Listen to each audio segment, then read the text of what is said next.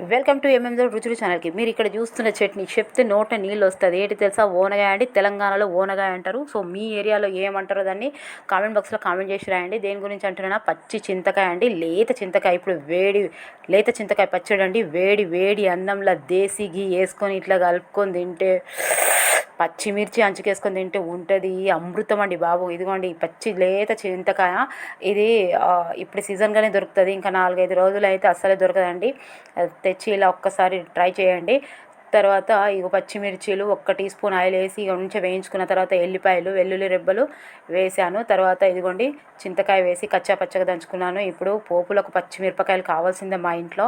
ఇక అన్ని పోపు గింజలు వేసి ఎండుమిరపకాయలు, పచ్చిమిరపకాయలు, కరివేపాకు వేసి ఇక సుర్రు మనంగానే పోపులో ఇక చట్నీ వేసుకొని తినాలి. అంతే.